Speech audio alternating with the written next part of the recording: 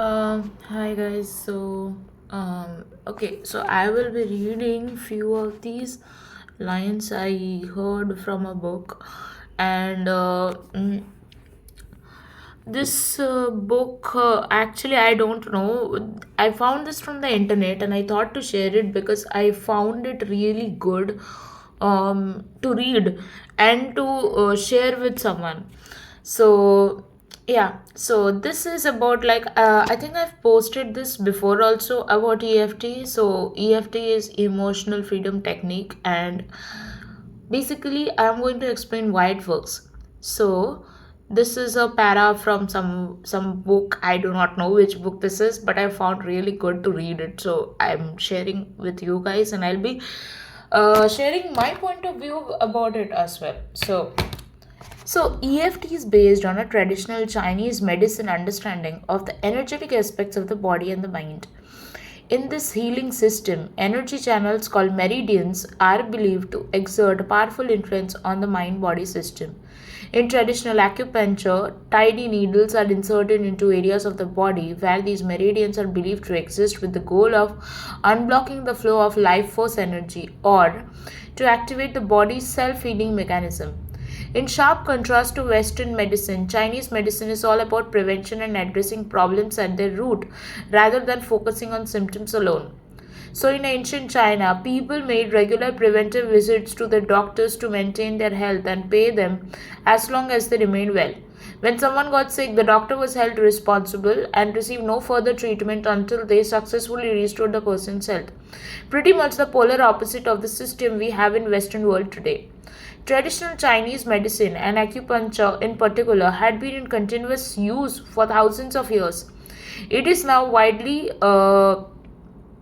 practiced around the world because of millions of people successfully found relief from a wide variety of illness with it, particularly those with conditions like autoimmune disorders that respond poorly to Western medicine.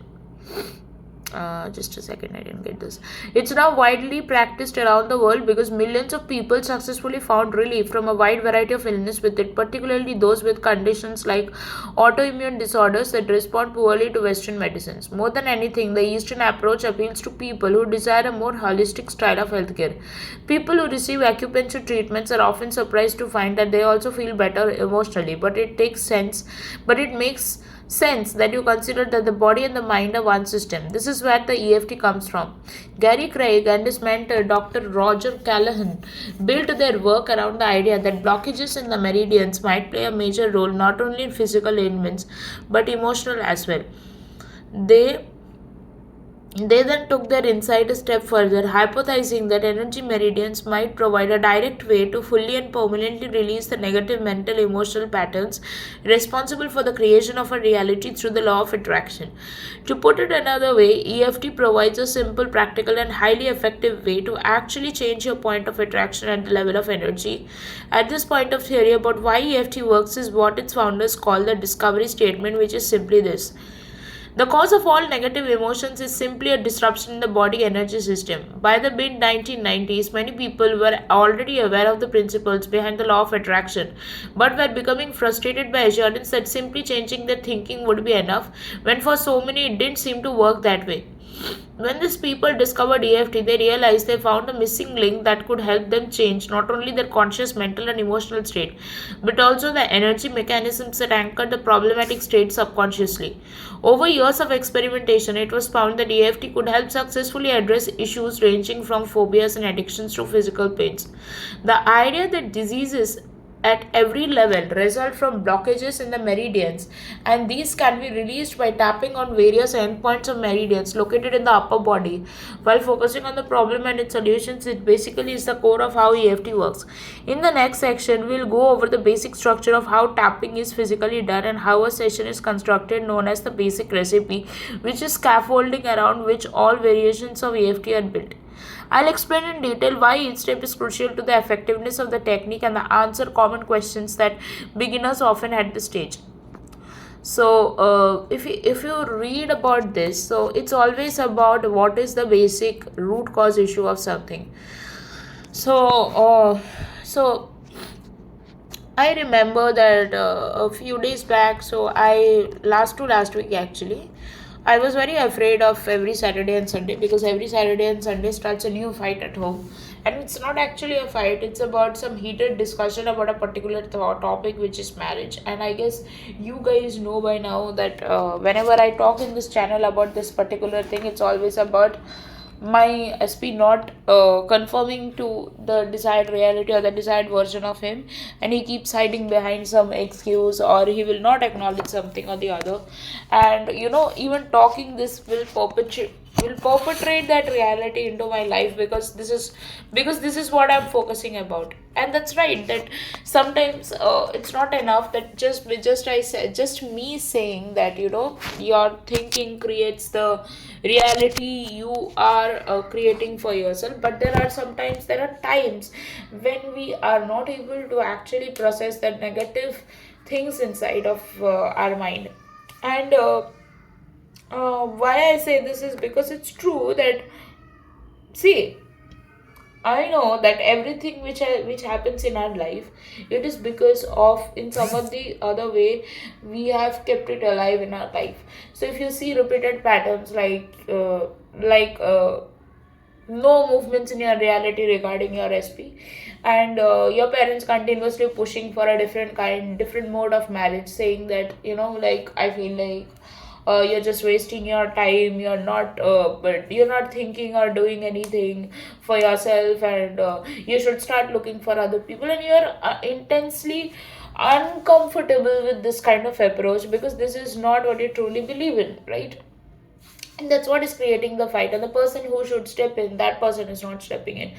But if you go and find the actual reason of why these certain things keep repeating, I would say that if I ask myself, why does this keep repeating? I feel like I'm unsupported. I am unsupported by this whole universe, especially through my family. I think I have this belief, and I might not like to accept that fact that I have this belief inside of me, because unconsciously it has fitted itself into my system.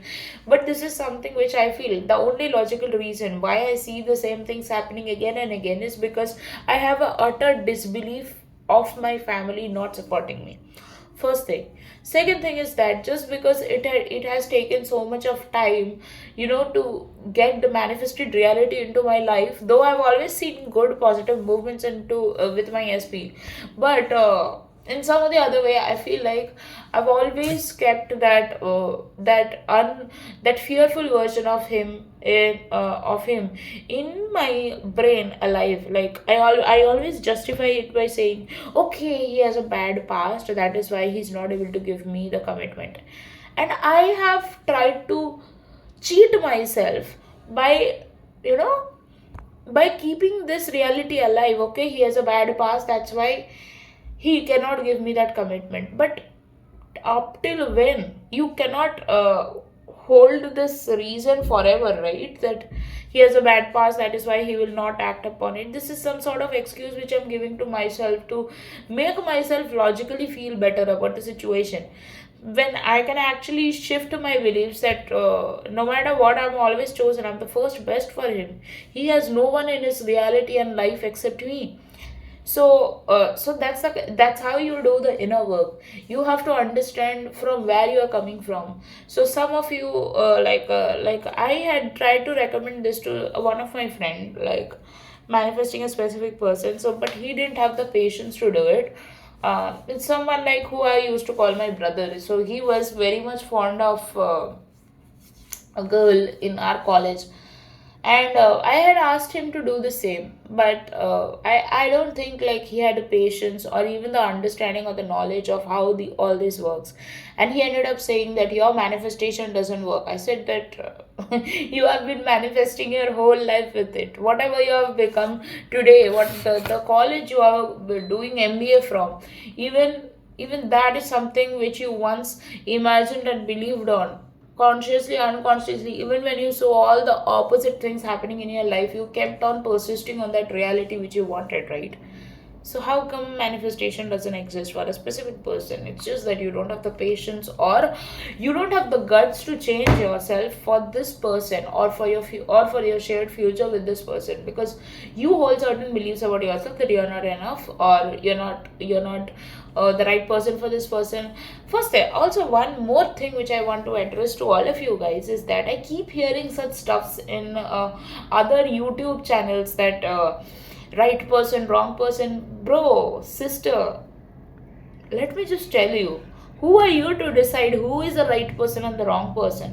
Why I'm telling you this is, have you asked yourself that whether you are the right person for them or anyone at all? Have you become the one for yourself to judge someone that they are the right person or the wrong person for you?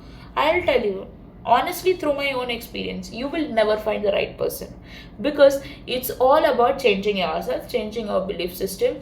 No one is perfect in this world. So if you are going into the like market of finding someone who is totally perfect and fix ticks all the check boxes, then you are doing a fool's show.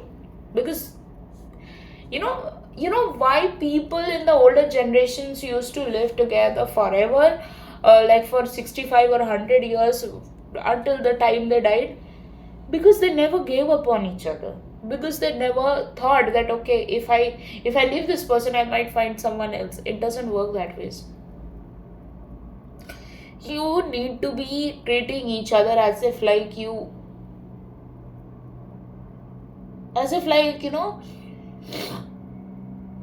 that they are all that you are still trying to win them. If you start treating things as casual or taking things as granted, okay, it's there for me, I can treat it as just as it is, like, it doesn't happen that way.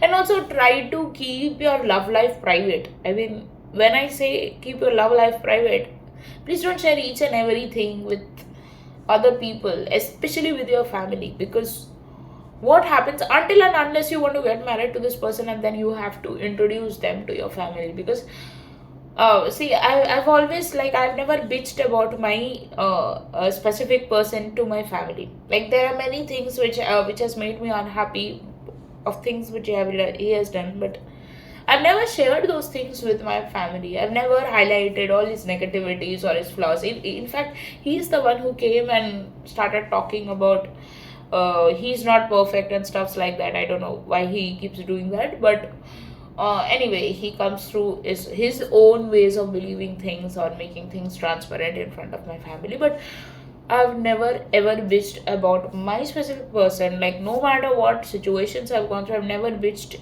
about him to my friends, not even to my family. Maybe there were times, like the first time he had blocked me, it felt very hurtful. That was the only time I had shared it with my brother. Otherwise, no, I've never ever done it. So you really need to ask these questions, the root cause questions. Why you believe a certain way? Because that you are the best judge, and you have the answer to every fucking question you have in your current reality. Excuse my language. So just take things a bit seriously and ask yourself why you feel a certain way about something. You will have the answers.